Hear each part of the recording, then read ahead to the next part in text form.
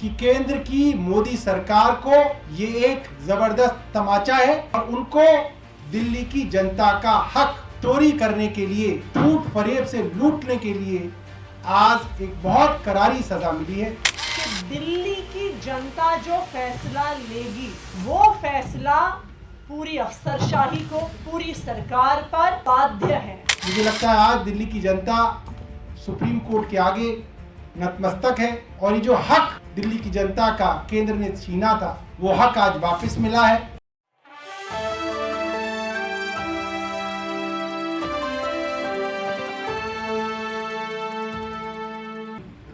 नौ साल लंबी दिल्ली के लोगों की लड़ाई जो सन 2014 से दिल्ली के मुख्यमंत्री अरविंद केजरीवाल लड़ रहे थे, आज दिल्ली की जनता की वो लड़ाई दिल्ली की जनता जीत गई है। और मुझे लगता है कि आज अगर इस पूरी लड़ाई के अंदर एक बात स्थापित हुई है तो वो ये बात है कि देश के अंदर एक इंस्टीट्यूशन ऐसा है जब जब देश के ऊपर विपत्ति आएगी, जब जब देश के अंदर कॉन्स्टिट्यूशन को ताक पे रखा जाएगा, ये इंस्टीट्यूशन खड़ा होके देश के अंदर व्यवस्था को ठीक करेगा। और वो इंस्टीट्यूशन है देश की न्यायपालिका और देश की सबसे बड़ी न्यायपालिका माननीय उच्चतम न्यायालय सुप्रीम कोर्ट। आज सुप्रीम कोर्ट ने जो ऐतिहासिक फैसला दिया है, मुझे लगता है आज के माहौल में सदियों तक सुप्रीम कोर्ट के इस फैसले को याद रखा जाएगा।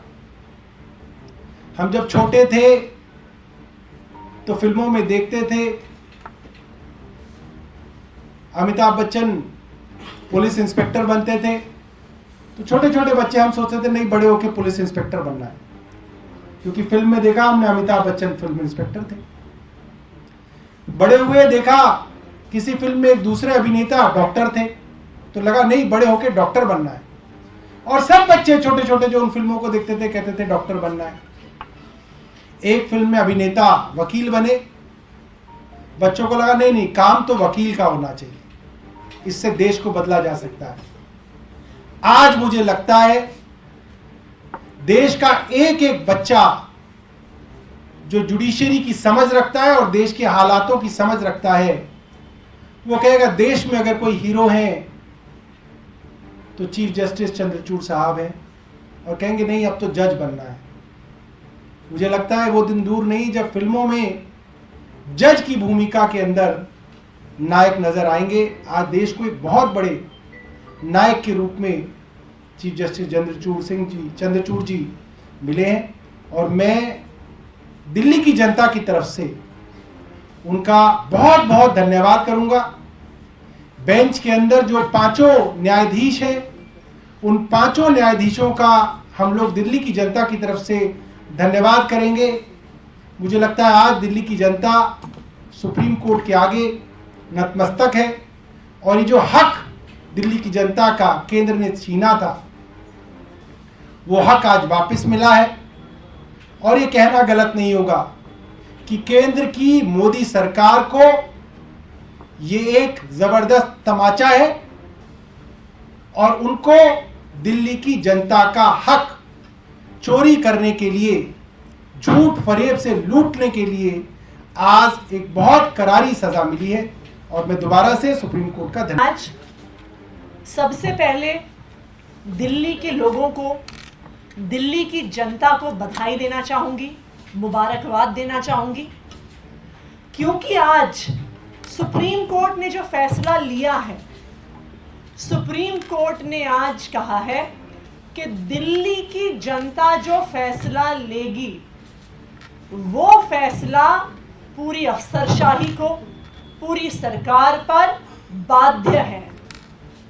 तो आज सबसे बड़ी जीत दिल्ली की जनता की हुई है, क्योंकि आज सुप्रीम कोर्ट ने लोकतंत्र के हित में, संविधान के हित में फैसला लिया।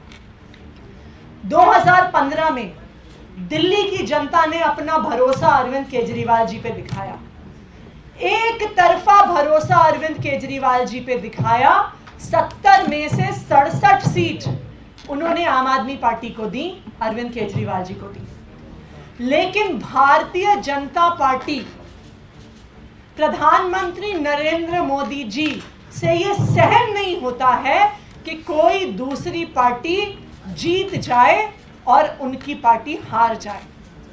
जहां जहां पर भारतीय जनता पार्टी हारती है, असंवैधानिक तरीके से सरकार को हड़पने की कोशिश की जाती है। चाहे वो ऑपरेशन लोटस हो, विधायकों की खरीद फरोख्त हो। आम आदमी पार्टी के जब विधायक नहीं खरीद पाए, सरकार नहीं तोड़ पाए, तो असंवैधानिक तरीकों से सरकार में ताकत हड़पने की कोशिश करी। और आज 8 साल की लंबी लड़ाई के बाद सुप्रीम कोर्ट ने एक बहुत स्पष्ट फैसला दिया है कि जिनको जनता चुन के भेजती है, उनके फैसले ही दिल्ली में मान्य होंगे। तो जब जनता ने अरविंद केजरीवाल को चुन के भेजा है, तो अरविंद केजरीवाल जी निर्णय लेंगे, दिल्ली की जनता के बिहाफ पर निर्णय लेंगे। तो आज मैं दिल्ली की जनता को बधाई देना चाहती हूं और मैं ऑनरेबल सुप्रीम कोर्ट को बहुत बहुत धन्यवाद कहना चाहती हूं दिल्ली की जनता की तरफ से कि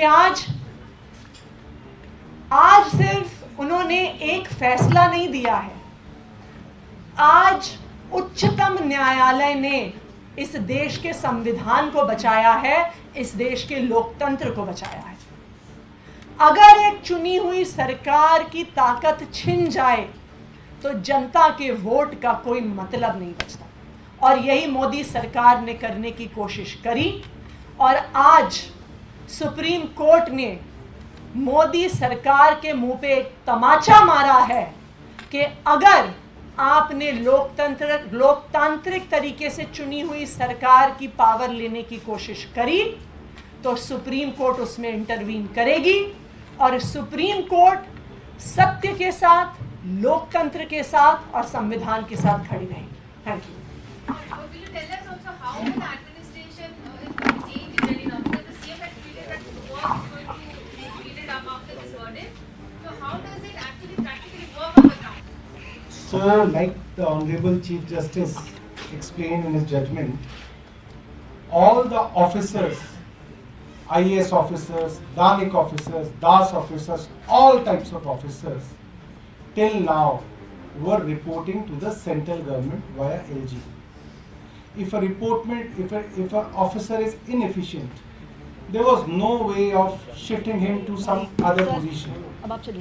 There was no way of controlling officers in terms of the welfare of the people.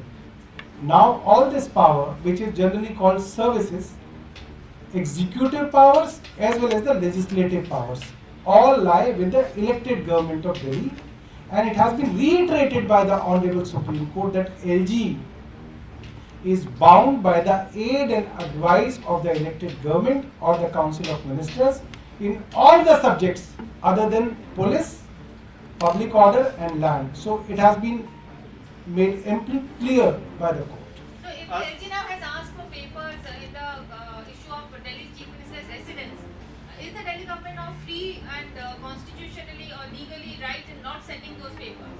Can it do that? I think it should be looked at in terms of general matters. It's not a question of papers related to the CM residence or the LG's residence. It's a matter of principle now. So we will act as per the principles which have been laid down by the Honorable Supreme Court. मैं इसमें एक चीज़ एक second मैं इस पे देखिए, ये LG साहब के पास सिर्फ पेपर देखने का अधिकार है, उसके आधार पर किसी प्रकार का निर्णय लेने का अधिकार नहीं है। तो पेपर मंगवाएं, देखें और देखकर वापस भेज दें और इस बात को आज सुप्रीम कोर्ट ने फिर से अंडरलाइन करके कह दिया है that the aid and advice of the Council of Ministers is binding upon the LG। तो ये बिल्कुल स्पष्ट कर देता है कि लैंड, लॉ एंड ऑर्डर और पुलिस को छोड़कर हर मैटर पर दिल्ली की चुनी हुई सरकार के निर्णय माननीय लेफ्टिनेंट गवर्नर साहब पर मानने की बाध्यता है।